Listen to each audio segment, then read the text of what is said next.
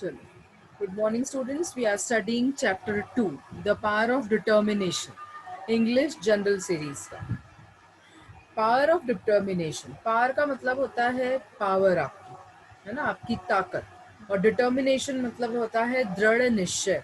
मतलब दृढ़ निश्चय की कितनी ताकत होती है. यदि आप दृढ़ निश्चय कर लें तो उसमें कितना ज़्यादा पावर होता है, कितनी ज़्यादा उसमें ताकत होती है, ये हम इस लेसन के थ्रू पढ़ेंगे.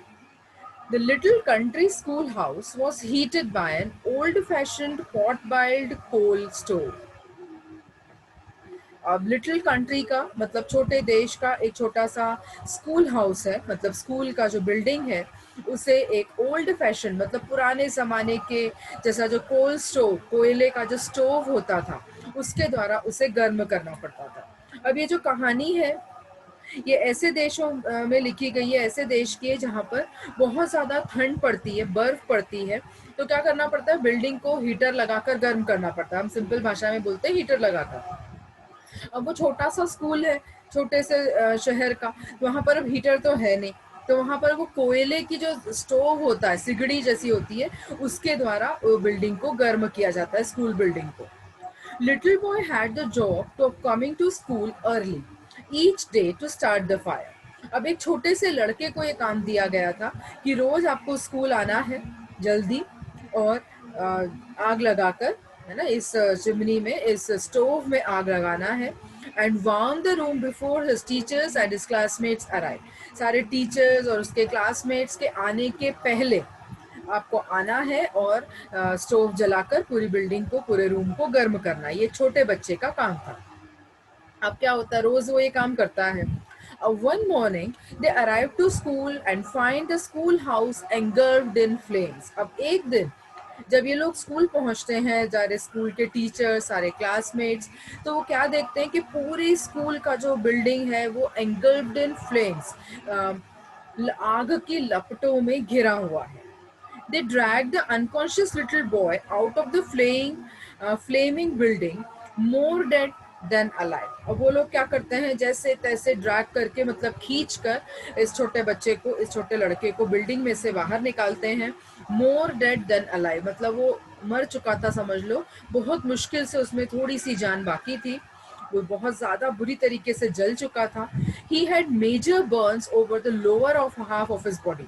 और अपनी बॉडी के, कमर के नीचे का पूरा हिस्सा, पैरों से लेकर तो कमर तक का पूरा हिस्सा बुरी तरीके से बहुत ज़्यादा जल चुका था.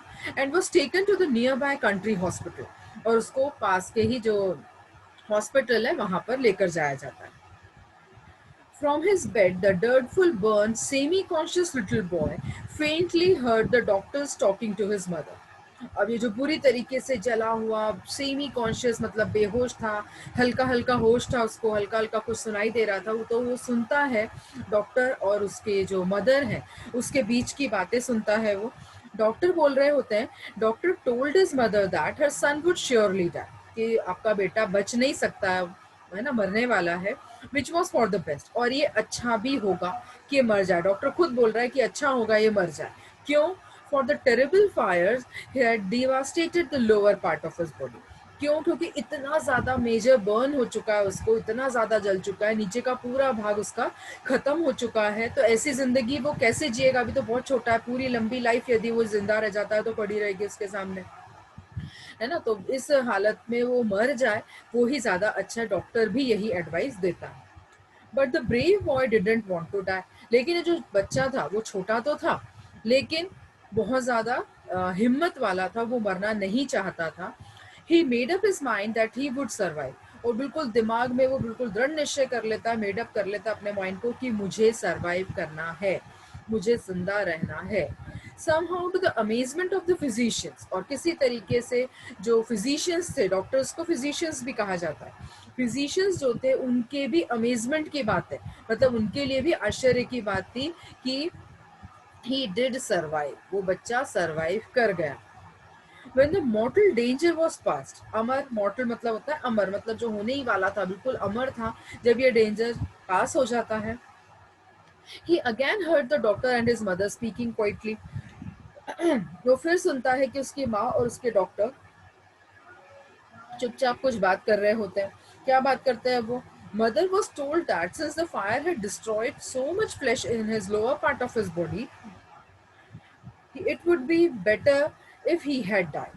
है ना? अब जो लोअर पार्ट का जो पूरी चमड़ी है, जो पूरा मांस है, वो पूरी तरीके से जल चुका है, खत्म हो चुका है, तो उसकी जो हालत है तो बेटर तो यही होता कि वो मर जाता.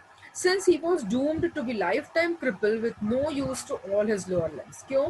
क्योंकि अब उसके पैर किसी काम के नहीं है ना? दोनों पैर खराब हो चुके हैं और पूरी लाइफ उसको क्रिपल होकर, मतलब अपाहिज होकर रहना पड़ेगा. Once more the brave boy made up his mind. अब ये brave जो boy था, बहादुर था, फिर से अपना made up करता है mind को. अब इस बार वो क्या निश्चय करता है? He would not be crippled. कि वो cripple मतलब अपाहिज नहीं रहेगा. He would walk, है ना? एक दिन वो चलकर बताएगा. But unfortunately from the waist down he had no motor ability. लेकिन दुर्भाग्य की बात क्या थी? अनफॉर्चुनेट मतलब दुर्भाग्य, कि वेस्ट से, वेस्ट मतलब कमर, कमर के नीचे के भाग में कोई भी मोटल एबिलिटी नहीं थी, है ना? कोई सेंसेशन नहीं था, कोई फीलिंग्स नहीं थी, कोई कंट्रोल नहीं था उसका. His thin legs just dangled there, but all lifeless. है ना? सिर्फ दोनों लटके रहते थे उसके पैर, कोई जान नहीं बची थी उसके पैरों में. Ultimately he was released from the hospital. अब कब तक रखेंगे हॉस्पिटल में, है ना? उसको वहां से रिलीज कर दिया जाता है, छुट्टी हो जाती है उसकी हॉस्पिटल से. Every day his mother would massage his little legs. अब रोज उसकी मदर मसाज करती है उसके पैरों में. But there was no feeling, लेकिन कोई फीलिंग नहीं थी, कोई कंट्रोल नहीं था, nothing. Yet his determination that he would walk was as strong as ever. लेकिन जो उसका दृढ़ निश्चय था कि उसे चलना है, वो इतना ही स्ट्रॉन्ग था, उसमें हिम्मत में कोई कमी नहीं आ रही थी. When he wasn't in bed, he would confine to a wheelchair. अब जब वो बेड पर नहीं होता था, लेटा नहीं रहता था, यदि उसको बैठना है या कहीं जाना है तो उसको कहाँ से ले जाते थे? व्हीलचेयर पे से लेकर जाते थे, तो व्हीलचेयर पे रहता था. One sunny day, his mother wheeled him out into the yard to get some fresh air. अब एक दिन जब धूप निकली होती है तो उसकी माँ उसको कुछ फ्रेश एयर के लिए अपने गार्डन में, यार्ड में लेकर जाती है. This day, instead of sitting there, he threw himself from the chair. अब वहाँ चुपचाप व्हीलचेयर पर बैठने की जगह वो क्या करता है? हाथों से ऐसा सहारा लेकर अपने आप को जमीन पर गिरा लेता है. He pulled himself across the grass, dragging his legs behind. और इस तरीके से हाथ से यूं यूं करते करते अपने आप को खींचते खींचते वो आगे तक लेकर जाता है. उसके पैर पीछे पीछे से खिंचा रहे थे वो. He worked this way to the white picket fence bordering their lawn. और जो गार्डन के बाहर की पूरी जो फेंसिंग थी वाइट कलर की, वहां तक वो खींच कर जाता है. With great effort he raised himself upon the fence. और इस तरीके से फेंस को पकड़कर धीरे से ऐसा उठता है, खड़े होने की कोशिश करता है. लटक रहा होता है, सिंपल अपन बोले हाथों से, क्योंकि पैरों में तो अभी जान है नहीं उसके. Then stack by stack he began dragging himself along the fence. और धीरे धीरे ऐसे हाथों से यूं यूं यूं करके पूरे फेंस के आगे आगे इस तरह बढ़ने की वो कोशिश करता है. He resolved that he was walking. और ऐसा वो अपने आप में सोच रहा था कि वो वॉक कर रहा है. He started to do this every day. अब रोज वो ऐसा करना शुरू करता है, अपने आप को गिरा लेता है, खींचते हाथों से ही खींचते खींचते पूरी बॉडी को फेंस तक लेकर जाता है, पकड़कर फेंस को इस तरीके से यूं यूं यूं पकड़कर चलने की कोशिश करता है. रोज का अब उसका ये नियम हो गया था. Until he wore a smooth path all around the yard beside the fence. और ऐसे घिसते घिसते ऐसे पगडंडी टाइप बन जाती है ना, घास जहाँ की घिसा जाती है, तो पूरे फेंस के अराउंड में इस तरह की पगडंडी जैसी जो है बन चुकी थी. There was nothing he wanted more than to develop life in those legs. और वो कुछ नहीं चाहता था, बस वो क्या चाहता था कि उसके पैरों में किसी तरीके से जान आ जाए.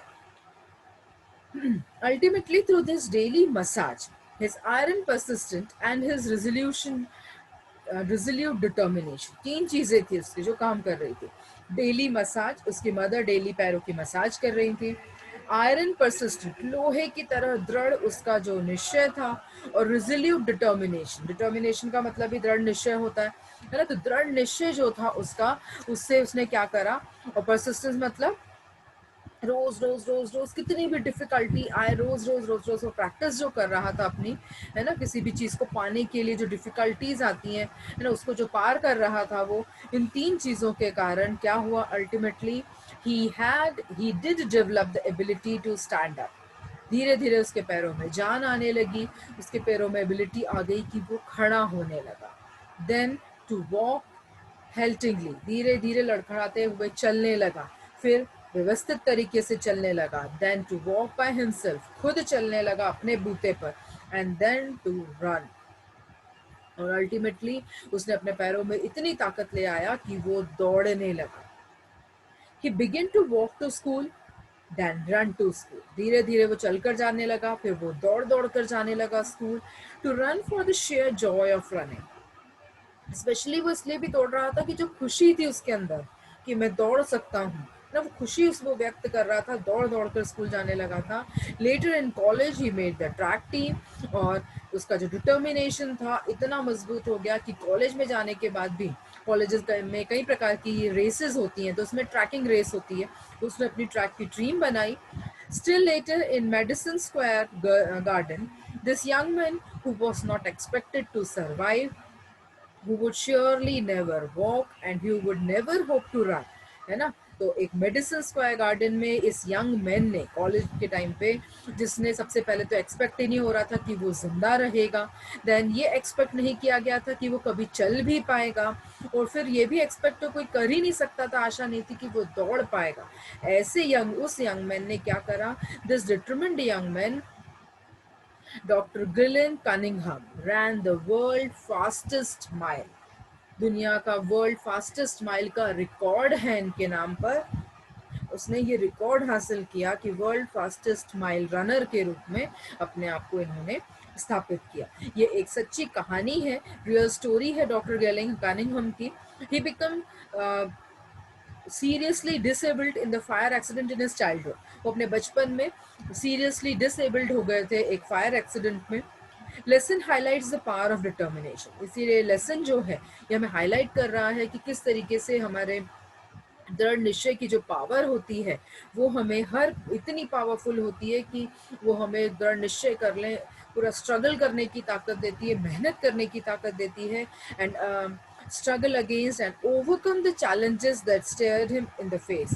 और सारे चैलेंजेस को ओवरकम मतलब पूरा करने के लिए, फेस करने के लिए हमें ताकत देता है।